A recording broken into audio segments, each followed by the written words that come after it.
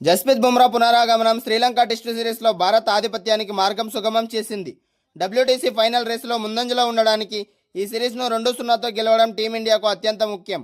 శ్రీలంక పర్యటనకు సిద్ధమవుతున్న టీమిండియాకు అతిపెద్ద ఊరట లభించింది.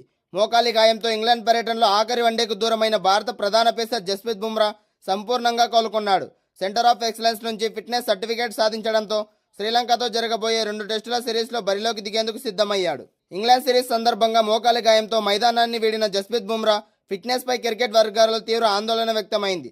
శ్రీలంక పర్యటన ప్రారంభమయ్యే సమయానికి అతను జట్టుకు అందుబాటులోకి వస్తాడా లేదా అన్న సందేహాలు నిపుణుల్లో వ్యక్తమయ్యాయి. బెంగళూరులోని సెంటర్ ఆఫ్ ఎక్సలెన్స్ వైద్య బృందం సంపూర్ణ పర్యవేక్షణలో చికిత్స పొందిన బుమ్రా పూర్తి స్థాయి ఫిట్నెస్ సాధించినట్లు బీసీసీఐ అధికారికంగా ప్రకటించింది. శ్రీలంకతో జరిగే సుదీర్ఘ ఫార్మాట్లో అతను ప్రధాన అస్త్రంగా మారి జట్టు విజయంలో కీలక పాత్ర పోషించనున్నాడు. తొలి టెస్ట్ మ్యాచ్ చారిత్రాత్మక గాలే మైదానంలో ప్రారంభం కానుండగా రెండో టెస్ట్ మ్యాచ్ కొలంబో వేదికగా నిర్వహించనున్నారు. స్పిన్కు అమితంగా సహకరించే లంక పిచ్చులపై అనుభవజ్ఞుడైన పేసర్ జస్ప్రీత్ బుమ్రా ఆరంభంలోనే వికెట్లు తీసి ప్రత్యర్థిని దెబ్బకొట్టడం అత్యంత కీలకంగా కానుంది.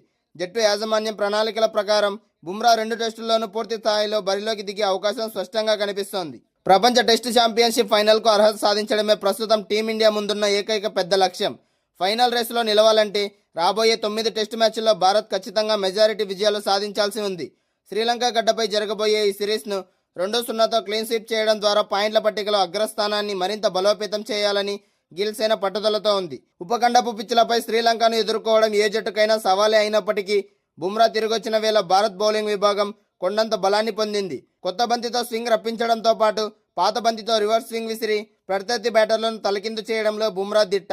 బుమ్రా రాకతో భారత్ ఫేస్ దళం మరింత పటిష్టంగా మారింది. లంక గడ్డపై వైట్ వాష్ సాధించిన డబ్ల్యూటీసీ ఫైనల్ దిశగా అడుగులు వేయడానికి టీమిండియా సర్వం సిద్ధమైంది. భారత్ శ్రీలంక మధ్య ఆగస్టు 15 నుంచి 2 టెస్టుల సిరీస్ ప్రారంభం కానుంది. ఇందుకోసం బీసీసీఐ ఇప్పటికే 15 మంది సభ్యులతో కూడిన అత్యంత పటిష్టమైన భారత జట్టును ప్రకటించిన విషయం అందరికీ తెలిసిందే. యువ కెప్టెన్ శుభ్మన్ గిల్ నాయకత్వంలో టీమిండియాకు ఈ సిరీస్ ఎంతో కీలకంగా మారింది.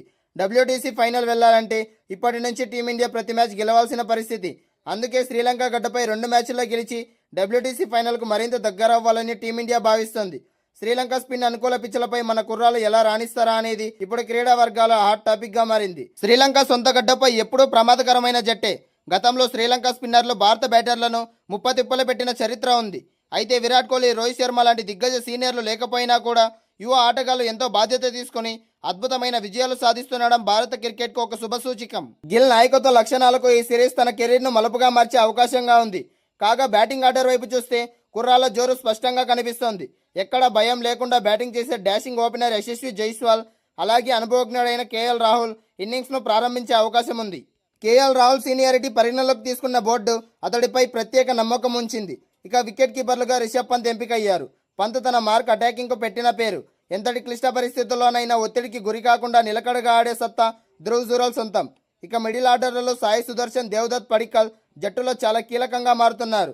అయితే వీరిద్దరిలో ఒకరికి చోటు దక్కే అవకాశం ఉంది. ఇక స్పిన్ విభాగంలో కుల్దీప్ యాదవ్తో పాటు మానవ్ సుతార్ కూడా తొలి మ్యాచ్కు ఎంపిక అయ్యే అవకాశం ఉంది. మొత్తంగా నా అంచనా ప్రకారం చూసుకుంటే తొలి టెస్టు మ్యాచ్కు తుది జట్టు ఇలా ఉండే అవకాశం ఉంది. ఓపెనర్లుగా కేఎల్ రాహుల్, యశస్వి జైస్వాల్, ఇక ఫస్ట్ డౌన్లో సాయి సుదర్శన్ లేదా దేవదత్ పడిక్కలలో ఒకరికి ఛాన్స్ దక్కే అవకాశం ఉంది. ఇక 4వ స్థానంలో శుభ్మన్ గిల్, 5వ స్థానంలో రిషబ్ పంత్, 6వ స్థానంలో ధ్రువ్ జురెల్కు చోటు దక్కడం ఖాయంగా కనిపిస్తోంది. ఇకపోతే ముగ్గురు స్పిన్నర్లలో బరిలోకి దిగడం ఖాయంగా కనిపిస్తోంది. స్పిన్ ఆల్రౌండర్గా రవీంద్ర జడేజా, అలాగే మరో 2 స్పిన్నర్లుగా మానవ్ సుతార్, కుల్దీప్ యాదవ్లకి తుది జట్టులో చోటు దక్కే అవకాశం ఉంది. అలాగే ఈ తొలి టెస్ట్ మ్యాచ్లో బుమ్రా పూర్తిగా గాయం నుంచి కోలుకుంటే ప్లేయింగ్ 11లో ఉంటాడు, లేదంటే ప్రసిద్ధ్ కృష్ణ తుది జట్టులో ఉంటాడు. ఇక మరో ఫాస్ట్ బౌలర్గా మొహమ్మద్ సిరాజ్కు స్థానం ఖాయంగా అనిపిస్తోంది.